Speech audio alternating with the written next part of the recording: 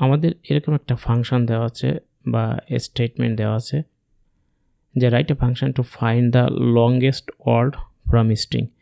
একটা স্ট্রিং থেকে আমরা কিভাবে সবথেকে বড় শব্দটা পেতে পারি। যেমন আমি এখানে একটা স্ট্রিং লিখতেছি, কনস্ট্যান্ট স্ট্রিং লিখছি যে I love Bangladesh and you, এরকম একটা সেন্টেন্স আছে। আমরা বললেন এই সেন্টেন্সের ভিতরে বা স্ট্রিংটার ভিতরে সব থেকে বড় শব্দ বাংলাদেশ, এই বাংলাদেশটা রিটার্ন করবে, কিভাবে আমরা পেতে পারি। তো এটার জন্য একটা ফাংশন লিখি। তো চলো এই ফাংশনটা আমরা করব এয়ারে শর্ট, স্প্লিট এবং রিডিউস মেথড ব্যবহার করে। তো চলো আমরা ফাংশনটা লিখি, constant find longest word, parameter হিসেবে একটা স্ট্রিং নেবে এবং এখান থেকে আমাদের লংগেস্ট ওয়ার্ড প্যারামিটার হিসেবে একটা স্ট্রিং নেবে। তো চলো সাথে সাথে আমরা এই লংগেস্ট ওয়ার্ডটা কল করে দিই। তো console.log ফাইন্ড লংগেস্ট ওয়ার্ড এবং প্যারামিটার হিসেবে আমরা এই স্ট্রিংটা দিয়ে দিই এবং console.log করে আমরা দেখি যে আসলে স্ট্রিংটা পাচ্ছি কিনা। Yes, exactly I love Bangladesh পাচ্ছি। চলো আমরা রিডিউস মেথড ব্যবহার করে কিভাবে এর ভিতর থেকে বাংলাদেশ কথাটা পেতে পারি, সবথেকে লংগেস্ট ওয়ার্ডটা। তো এটার জন্য প্রথমত আমরা কনস্ট্যান্ট নিউ স্ট্রিং নামে একটা, এই নিউ স্ট্রিং নামে এই অ্যারেটাকে আমাদের প্যারামিটার হিসাবে যে স্ট্রিংটা আসছে এটাকে আমরা অ্যারেতে রূপান্তর করে নিই।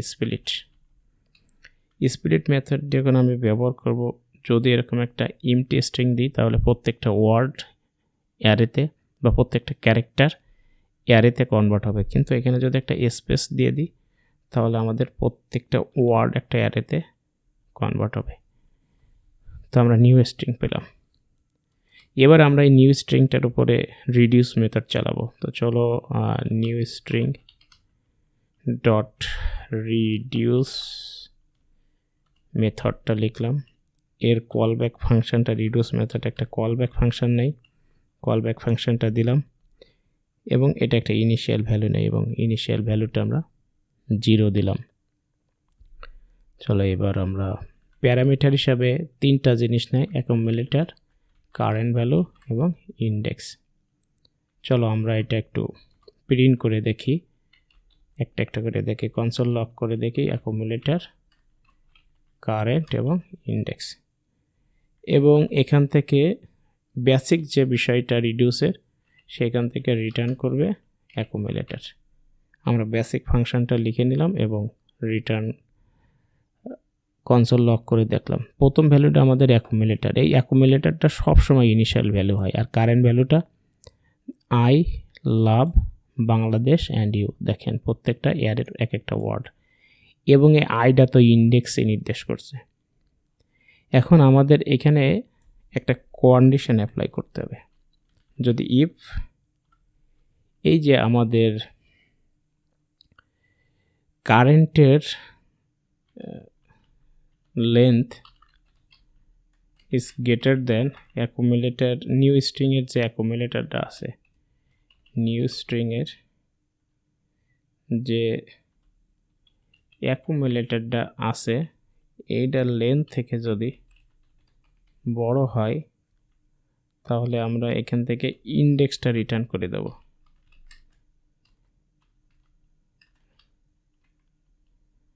এবং এইটা পুরোটা আমরা একটা ভেরিয়েবলে রাখবো, কনস্ট্যান্ট ইন্ডেক্স নামে একটা ভেরিয়েবলে, এবং ফাংশন শেষে আমরা রিটার্ন করে দেব ওই ইন্ডেক্সটা।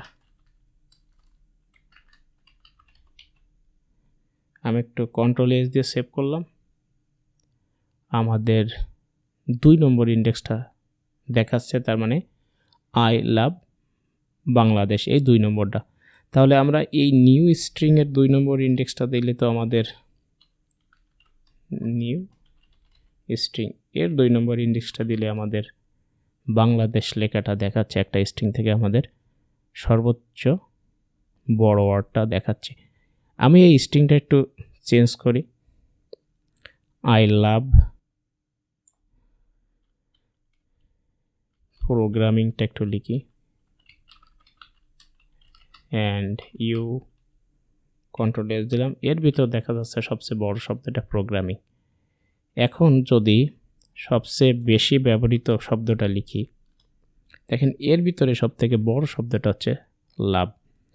তো এভাবে একটা স্ট্রিং থেকে অ্যারে রিডিউস মেথড ব্যবহার করে কিভাবে আমরা লংগেস্ট ওয়ার্ডটা বের করতে পারি সেটা নিয়ে বিস্তারিত আলোচনা হলো। আশা করি এটা নিয়ে আর কোনো সমস্যা থাকবে না রিডিউস মেথড।